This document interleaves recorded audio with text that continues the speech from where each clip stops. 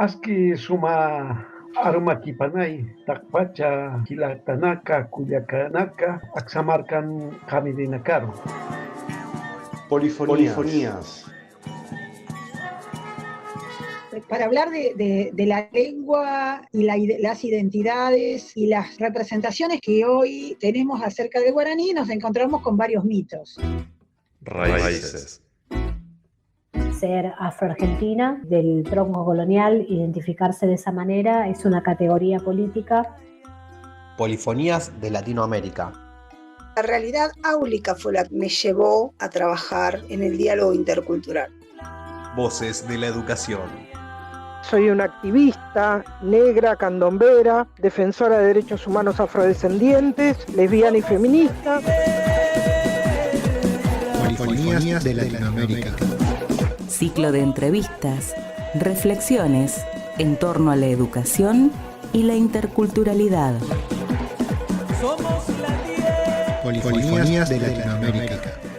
Idea y conducción, Mónica Ángel.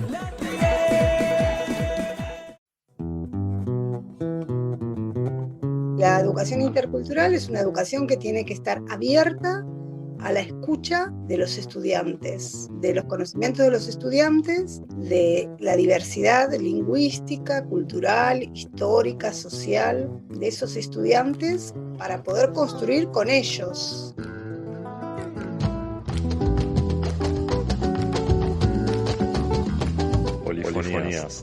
Polifonías de Latinoamérica. Voces de la educación. Hoy vamos a entrevistar a la profesora Marcela Lucas, especialista en lengua y literatura. Ha trabajado en distintas instituciones en la cual ella le vamos a pedir que se presente como experta en educación intercultural. ¿Es así, Marcela? Bueno, no sé si experta, pero bueno, sí he trabajado muchos años, desde la década del 90 que estoy trabajando en educación intercultural. Primero los proyectos que los planteé desde la escuela secundaria. En el año 2004 trabajé también como profesora de español como segunda lengua en una escuela primaria donde había niños que eran monolingües en guaraní, y después descubrimos a través de esos niños que también había niños monolingües en aymara o con un manejo escaso del español y con una primera lengua aymara. Y también, bueno, en profesorados, trabajé desde Alfar, desde el espacio colectivo para hacer, pensar, sentir desde nuestras identidades, desde el 2004 y sigo trabajando con ellos, y con ellos conformamos en el año 2012 la Cátedra Abierta Intercultural, que tiene una pata en el Instituto 105, otra en la Universidad de Luján, otra en el grupo AMUYU, de estudiantes y graduados universitarios, en la UACA de Parque Avellaneda. Coméntame, ¿cómo interpretás vos la educación intercultural y cuáles fueron los intereses que te llevaron a trabajar desde lo que es la educación intercultural? A mí, digamos, la realidad áulica fue la que me llevó a trabajar en el diálogo intercultural. En la década del 90, a fines de la década del 90, cuando se produjo la reforma educativa, yo estaba trabajando en Ciudad Evita, en una de las escuelas secundarias donde empecé a trabajar ni bien me recibí, y me encuentro en mi barrio, que es en mi barrio de origen, en la escuela de origen, trabajando con estudiantes y totalmente desorientada. ¿Qué había pasado? Esos chicos antes venían a la escuela, pero se mezclaban con chicos provenientes de otros barrios, y a partir de la reforma lo que yo hago es empiezo a trabajar en realidad en la EGB, con grupos de primaria que venían como de barrios más localizados, ¿no? Ciudad Evita es muy diversa en todos los sentidos, el sentido socioeconómico, cultural. Ciudad Evita queda en el partido de La Matanza, está muy cerca de Ezeiza, del aeropuerto de Ezeiza, y muy cerca de lo que es el Mercado Central. Y Ciudad Evita es una ciudad que se construyó en la década del 50 bajo la dirección de Evita, por eso tiene su nombre, y además las casas tenían el diseño del rostro de Evita, todavía se puede ver el rostro y el rodete si uno viaja en avión. Posteriormente, bueno, esta ciudad que fue planificada con cloacas, con red eléctrica, todo subterráneo, con casas súper cómodas, con espacio hasta para lavadero en esa época.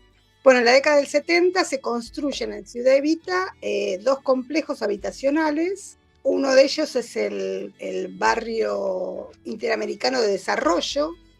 Barrio BID se llama porque fue el Banco Interamericano de Desarrollo el que dio el subsidio, y se radica en villas de la capital federal. Van a ese barrio que nosotros lo llamamos Villega, pero que se llama Barrio BID. Y otro barrio que se llama José Ingenieros, que se hacen los departamentos y los departamentos se toman. Eso entre otros barrios que se van haciendo, como el 15 de diciembre, Villa Rossi, eso ya en la década del 80. Y después surgen barrios productos de asentamientos, como el barrio 22 de enero, en el 2000, Tierra y Libertad, y un techo para todos. O sea que el barrio ha ido cambiando, también cambió entonces la población escolar. Lo que empiezo a observar es que primero me siento como que los chicos no sabían, bueno, veía solo errores en sus textos, hasta que un día, siempre lo cuento esto, mi marido me dijo, ¿a qué van los chicos a la escuela? A aprender, bueno, enseñales, como que deje de lamentarme. Y a partir de ello pude empezar a escucharlos y a conocerlos y a profundizar, y me di cuenta que el 50% de ellos convivía con el guaraní. Así que lo que hice fue empezar a implementar proyectos, primero centrados en la lengua, que valoraran el uso de lenguas originarias. Los proyectos los diseñábamos juntos con los chicos, y lo que me di cuenta, bueno, es que a partir de trabajar con conocimientos de ellos, los aprendizajes fluían. Realmente podíamos establecer un diálogo donde yo aprendía muchísimo de los saberes de ellos, y ellos también, desde sus saberes, dialogando con otros, aprendían con alegría, con compromiso. Así que bueno, así fue más o menos que empecé a trabajar con esto. Después, a partir de ello, en el 2004, es que me convocan en Ciudad de Buenos Aires a trabajar como maestra de español, como segunda lengua. Allí voy especialmente para trabajar con un niño, Víctor, y sus primos, que había llegado monolingüe en guaraní a la escuela, y que la escuela creía que era un chico con discapacidad. De hecho, le habían hecho una derivación a una escuela de educación especial. Así que empiezo a trabajar, lo primero que hago es ir a la casa del niño y decirle a la familia que ellos tenían derecho de elegir la escuela. Aunque en la escuela lo hayan derivado a una escuela especial, era un derecho de ellos elegir a qué escuela enviarlo. Por eso el niño, el lunes que empezaban las clases, va a la escuela para sorpresa de los maestros no sabían que yo había ido, y se queda en la escuela a disgusto de los maestros. Así que lo que yo tenía que hacer era trabajar con el niño y con los maestros, pero con los maestros también con amorosidad, porque necesitaba la revisión de ellos de parámetros, la revisión de su mirada respecto de Víctor, para que Víctor pudiera aprender. Así que bueno, fue un trabajo arduo, pero uno de los trabajos más hermosos que hice en mi vida, más gratificantes. Víctor ese año aprendió a leer y a escribir en español. No había podido el año anterior porque no manejaba el español, sencillamente, no porque era un niño que tenía discapacidad, porque era un niño que venía de un ámbito selvático, libre, y se encuentra en una escuela de doble escolaridad donde tenía que estar todo el tiempo sentado hasta que tocara un timbre para ir al recreo, y bueno, no conocía las pautas de la escuela, y la escuela no conocía los conocimientos de él, ¿no? La diversidad cultural es tan necesaria para los seres humanos como la diversidad biológica para los organismos vivos. ¿Qué pasa con los estudiantes que a lo mejor la escuela es la que enseña y ese lugar del saber que solo están los maestros? ¿Cómo se aborda esto dentro del profesorado? Bueno, planteo que no es teoría, que es práctica, o sea que también en el profesorado uno tiene que construir con los alumnos. Yo sé que es complejo porque a veces los grupos de estudiantes son muy numerosos, pero bueno, hay que abrirse al diálogo con ellos Por ejemplo, en literatura, si uno va a trabajar en literatura, trabajar desde sus conocimientos literarios.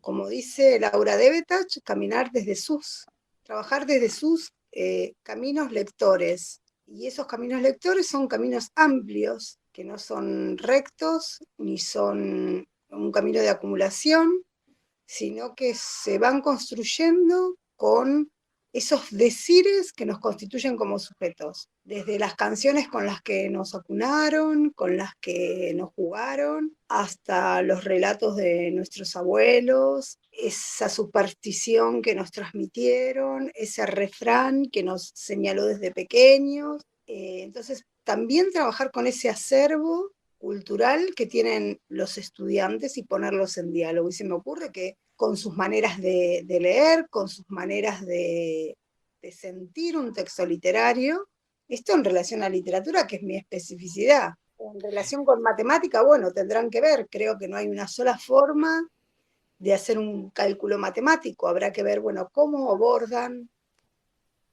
ellos sus propios cálculos, sus cálculos mentales, en historia sus concepciones sobre el tiempo.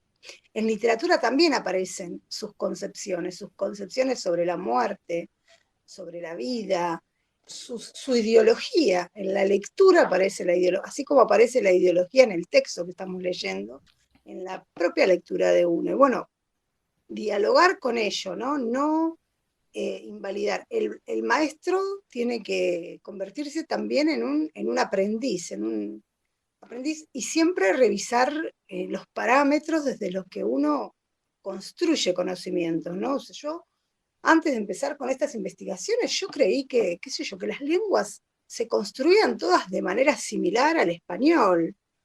Y sí, muchas lenguas se construyen de manera similar al español, con sujeto, objeto, sujeto, verbo, objeto, pero otras lenguas no, se construyen de otras maneras, y porque necesitan nombrar otras cosas que nosotros no necesitamos nombrar, o nombrar de otras maneras, así como nosotros también necesitamos nombrar determinadas cosas que ellos no necesitan nombrar.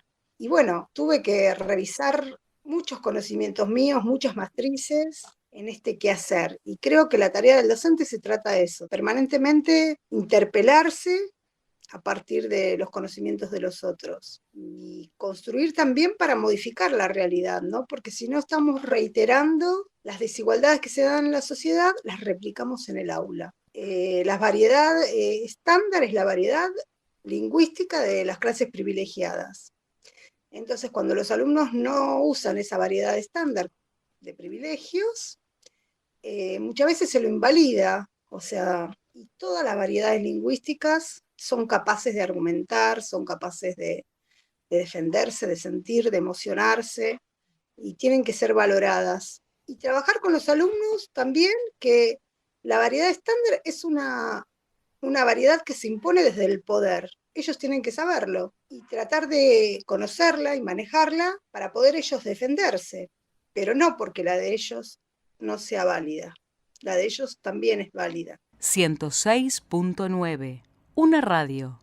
Todas las voces. Yo empiezo a observar esto también a partir de que empiezo a hacer un posgrado en el Joaquín B. González, una maestría en Ciencias del Lenguaje. Ahí en Sociolingüística es cuando empiezo, en realidad leo un artículo de Virginia Unamuno, con la que hoy tengo una relación de amistad, y me parte la cabeza, una investigación que ella había hecho en la Villa 31, con comunidad paraguaya, y yo digo, esto es lo mismo que pasa en mi escuela, ¿no?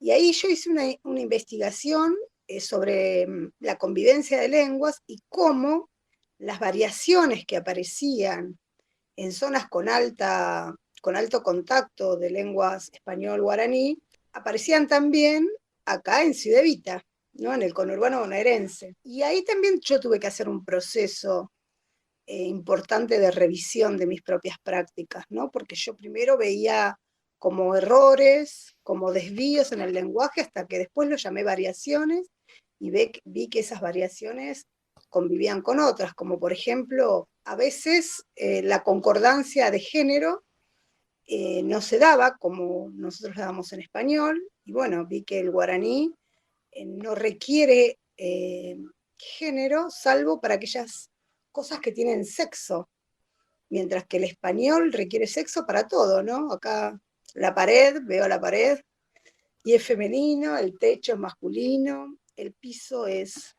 masculino, arbitrariamente. Pero bueno, nuestra lengua se ha construido así y nosotros estamos habituados y hemos naturalizado esta caracterización de género de todos los sustantivos y de los adjetivos. Mientras que otras lenguas no, entonces es muy difícil para alguien que no mamó desde pequeño esa variación de género, empezar a atribuirla a todo, en relación con las personas gramaticales. Por ejemplo, el guaraní tiene un nosotros que es inclusivo, que incluye al auditorio, y uno que no lo incluye. Tiene sonidos que nosotros no tenemos, y nosotros en nuestro alfabeto tenemos sonidos que ellos no tienen, o sea, tenemos letras que representan sonidos que ellos no requieren en su alfabeto. Entonces, a veces también esos sonidos, como la F, son muy difíciles de pronunciar y de reconocer, porque no estás acostumbrado. Lo mismo con los aymaras, ¿no? Que tienen un sistema trivocálico en su lengua. Así que bueno, en eso digamos, yo también tuve que hacer un proceso para darme cuenta que esos no eran errores, no eran desvíos, eran variaciones del lenguaje motivadas por esa convivencia de lenguas. Y eran variaciones que yo tenía que involucrar en esos procesos de enseñanza-aprendizaje.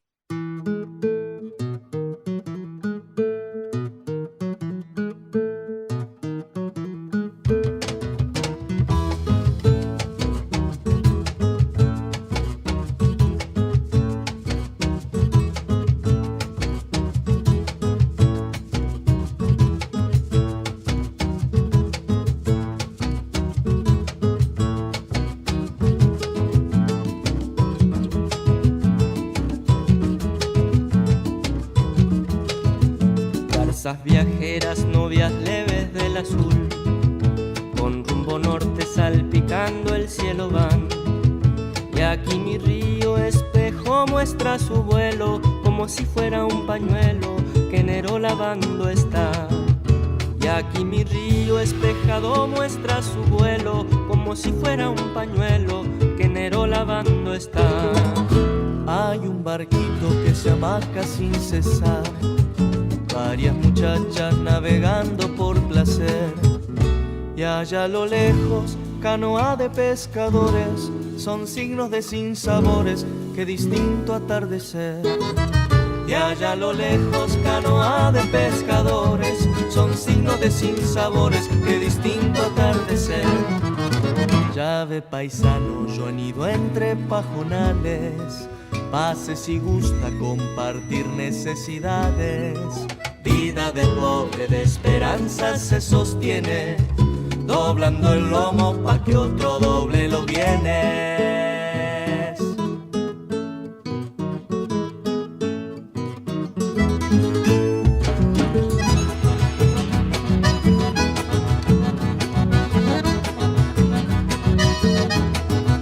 Bandera al viento, el lienzo rubio del trigal, se mece suave en ondas de oro. Y al volver, buchonas grises, las torcasas en el río, antes de buscar sus nidos, van de su cauce a beber. Buchonas grises, las torcasas en el río, antes de buscar sus nidos, van de su cauce a beber.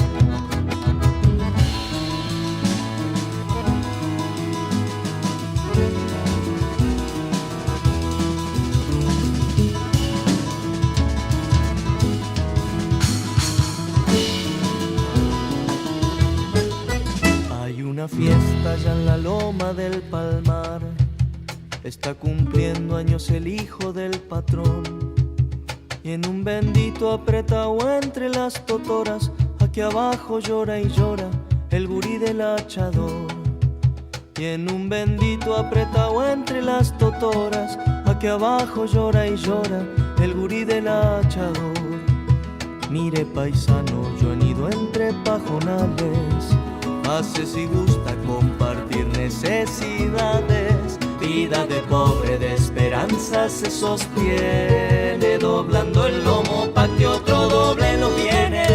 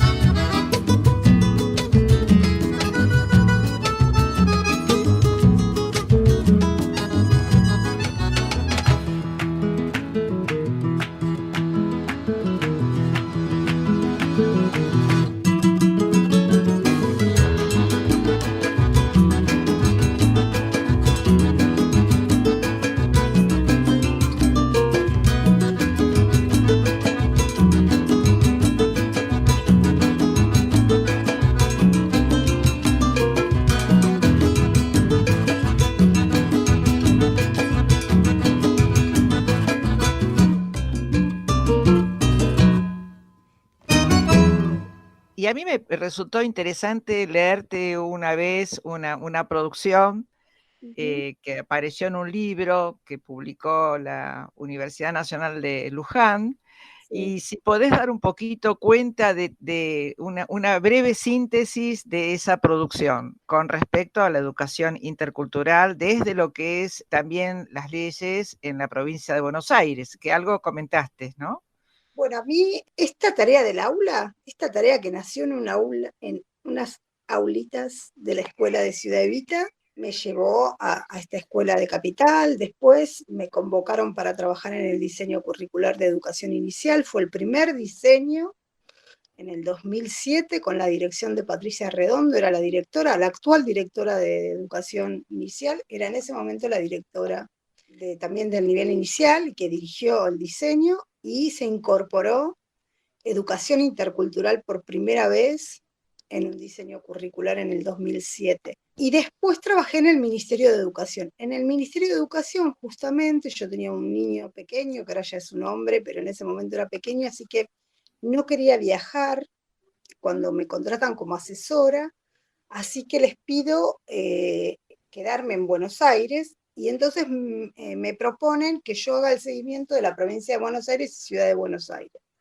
Así que en todo ese primer tramo me pongo en contacto con muchas experiencias, o con algunas, de ambas provincias, digamos, ¿no? La ciudad y la provincia de Buenos Aires.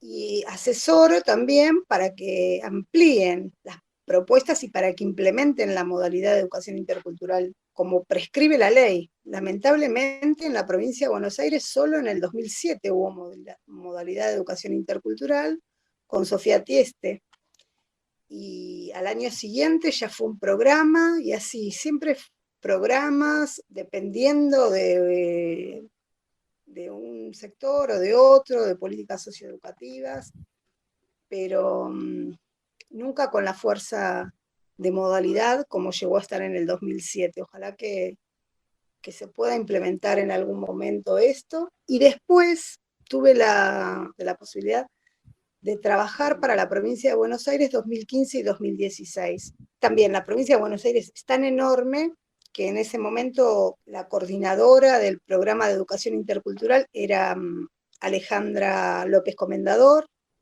Me convoca a ella y convoca a otras representantes, a Moira Millán, a Fabiana González de la Costa, Moira Millán del Partido de la Barría, después alguien más del sur de la provincia de Buenos Aires. Bueno, nombra 4 o 5 referentes y yo me aboco a trabajar en La Matanza. Y ahí no solo mi labor, junto con la de los inspectores y docentes, ayuda a promover, sino también a conocer un montón de experiencias de educación intercultural muy comprometidas, con una larga trayectoria en el tiempo inclusive, y en los distintos niveles.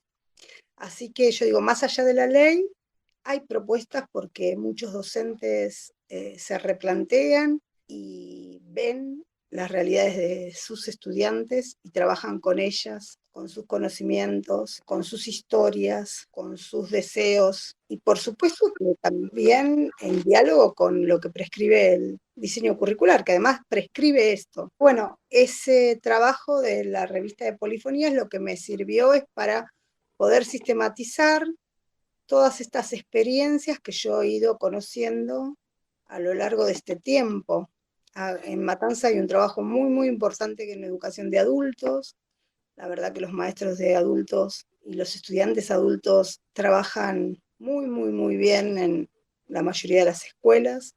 En educación inicial he ido a jardines donde han trabajado con proyectos, por ejemplo, sobre los colores de la huipala, un proyecto anual que culminó, no sé si culminó, pero que en un momento, en octubre, nosotros fuimos con Efraín Condori, que también es miembro de Alfar y de la Cátedra Abierta Intercultural, a regalarles una huipala para que puedan lucir en sus actos escolares. Y bueno, y así muchas experiencias. También durante del 2010 al 2013 funcionó un postítulo en educación intercultural en el Instituto 105, del que, bueno, vos fuiste parte, Moni. Por supuesto, y me quedó y caló hondo en mí. Que bueno, esa también fue el único postítulo en la provincia de Buenos Aires, en educación intercultural. Y bueno, fue una experiencia que no pudimos sostener porque lamentablemente cuando nosotros lo presentamos cometimos errores en la presentación de las cargas horarias y lo que nos pagaban eran, no sé, a mí me pagaban 2 horas cátedras y a la coordinadora le pagaban 4. Pero bueno, había sido un error nuestro, la verdad, y no se podía eso modificar y no podíamos seguir sosteniendo tanto trabajo, que era un esfuerzo muy grande, ¿no? Pero bueno, fue una experiencia muy linda, que bueno, que esperamos que hayamos podido a través de ella sembrar en docentes, ¿no?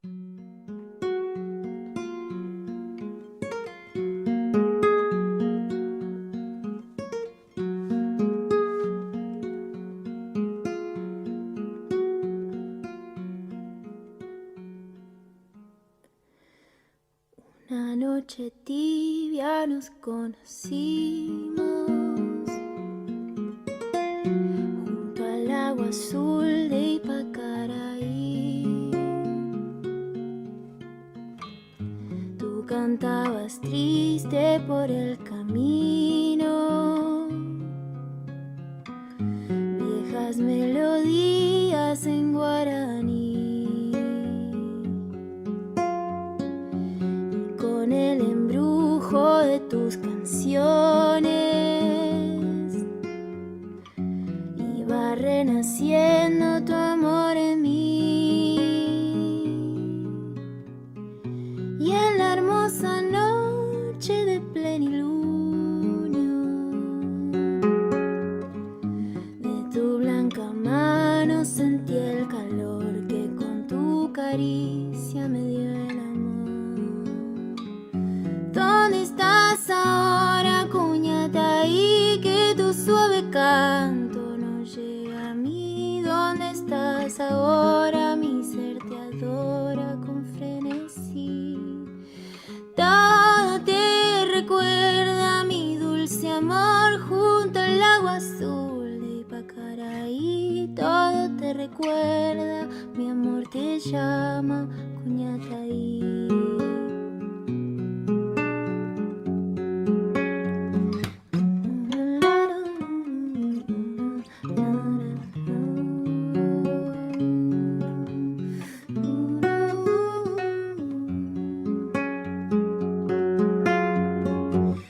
Una noche tibia nos conocimos junto al agua azul de Ipacaraí.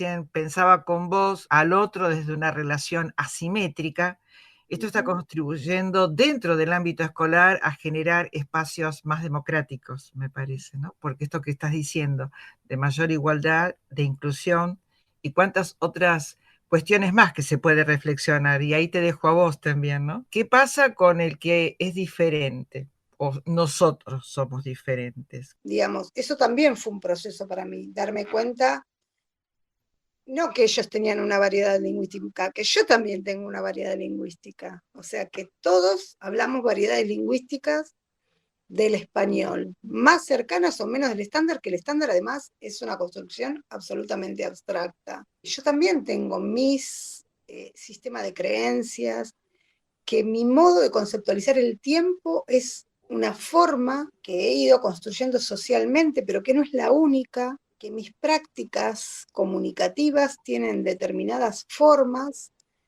y que no son las únicas, que hay otras. Es siempre un proceso de revisión y esto, reitero en esto de poder ver al otro, de ver y escuchar al otro, para poder realmente entablar una conversación en la que pueda crecer el aprendizaje, ¿no? En la que el otro sea un sujeto.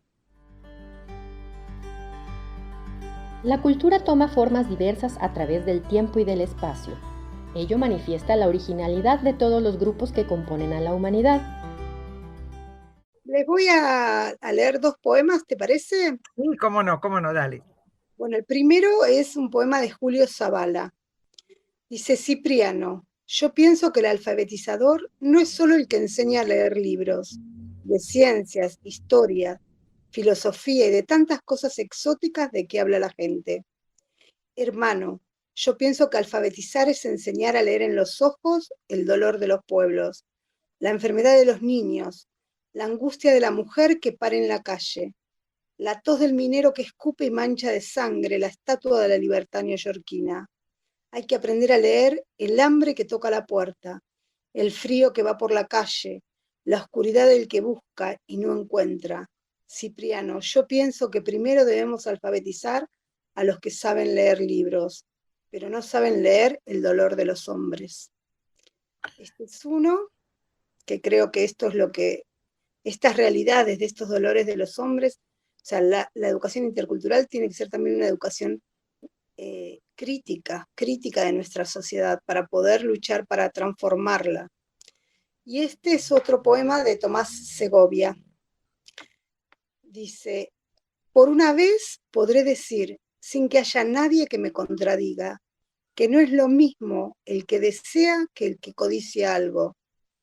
Como no son las mismas las palabras dichas para escuchadas que dichas para obedecidas, ni tampoco es el mismo el que me habla para decirme algo que el que me habla para que me calle.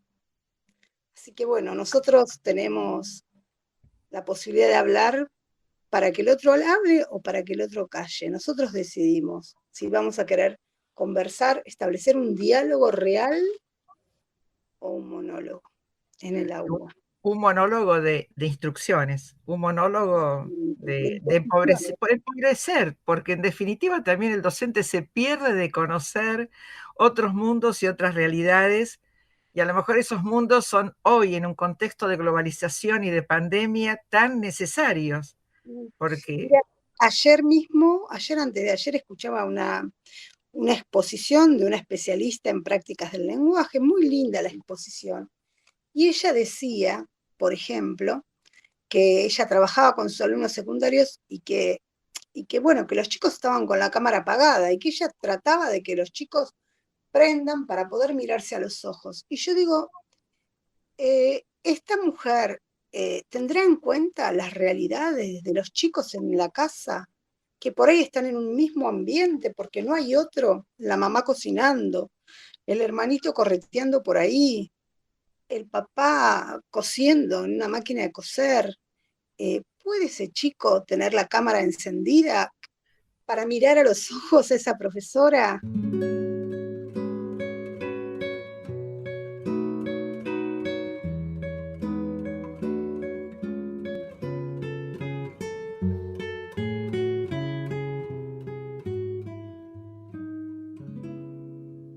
Bueno, Marcela, me has relatado un poco tus primeras experiencias allá en la década de los 90 y sería interesante que también nos puedas relatar desde la educación intercultural los proyectos actuales que tenés, que son muy ricos. Bueno, mira, uno de los proyectos es hacer una recopilación de literatura oral aymara. Decidí hacerla desde la escuela, con la escuela, para que después llegue de nuevo, para que después vuelva a la escuela. Así que como cuando fui referente de educación intercultural tuve posibilidad de trabajar con inspectores, continuar ese trabajo aún cuando no era referente, ellos me convocaron y hice capacitaciones en La Matanza, distintas, así que me contacté con la inspectora Laura Toro de Ciudad de Celina, donde hay una importante migración boliviana, el 90% de los niños son ellos o sus padres nacidos en Bolivia. Promoví un proyecto en las 3 escuelas con distinto alcance y con distintas características. Tomó en cada escuela, ¿no? De acuerdo con los docentes, con los niños, ¿no? Porque que tiene que ver con esos decires que nos acompañan y nos constituyen como sujetos. Entonces la idea era que las maestras, y digo maestras porque eran todas mujeres, trabajaran con las niñas y los niños, indagando en esos textos que han acompañado las infancias de los adultos de la familia. Así que, bueno, hemos hecho unas recopilaciones hermosas y esto ayudó a que los docentes empiecen a conocer a esa población con la que por ahí hacía muchos años que trabajaban, pero que no conocían. Desconocían que hablaban aymara o quechua muchos de los niños, las niñas, padres, las madres. Sí conocían algunas prácticas alimenticias, pero por ejemplo no entendían por qué los chicos lloraban frente a un plato de ravioles, y ellos no entendían por qué, y simplemente porque no están habituados a comer esas pastas rellenas. La alimentación de ellos es a base de arroz, maíz, de papa, maíz, legumbres, pero no como comemos nosotros pastas, y menos pastas rellenas. Es una experiencia muy linda, más allá de lo que hemos recopilado, porque los maestros han podido establecer un diálogo con los alumnos y los alumnos han cambiado, muchos de ellos, su relación en el aula. Recuerdo que a veces las maestras me mandaban audios, mirá lo que pasó con Yulisa, y de pronto era que Yulisa había empezado a contar un relato de Potosí, un relato, una leyenda urbana, y cuando la iba contando iba cambiando su actitud corporal y su relación con los compañeros, ¿no? De una niña aislada, sumisa, que casi no participaba, a ser protagónica.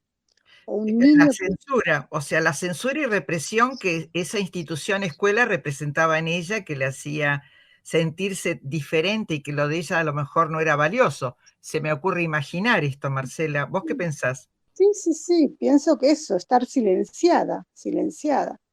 Después un niño, por ejemplo, hacer todo un relato del Yaci Yateré en guaraní y que sus compañeros escuchen todo el relato en guaraní, absolutamente en silencio, cuando son cursos sumamente numerosos, ¿no? O sea, como que se han dado prácticas comunicativas de respeto, de escucha, de construcción colectiva. Después los chicos investigaban sobre esas leyendas, por ejemplo, investigaban el contexto en el que se producía. Entonces, bueno, de pronto era Yulisa la que traía la leyenda de la cholita sin cabeza, pero todos investigaban, bueno, cómo es la geografía de Potosí, cómo es ese lugar donde surge ese relato. Y así como aparecieron esos, apareció también leyendas en torno al cementerio de Chacarita, investigaron sobre el cementerio de Chacarita. Así que, bueno, hemos entrevistado a madres que han venido a la escuela. Por ejemplo, entrevistamos a una mamá, Elvira, eran 2 quintos grados, eran más de 50 chicos que estaban en el salón, y cada uno fue preguntando lo que le interesaba saber sobre esa historia, sobre la vida de esa mujer, sobre sus costumbres, sobre su cultura, que es la de muchos de los padres de ellos, o de ellos mismos, ¿no? Fíjate vos qué cantidad de conocimientos ingresaron a la escuela, ¿no? No quedarse solamente con el diseño curricular. Exactamente. Y Pero construir- aparte pusieron en práctica el diseño curricular, porque prescribe el diseño curricular que uno entreviste. Claro.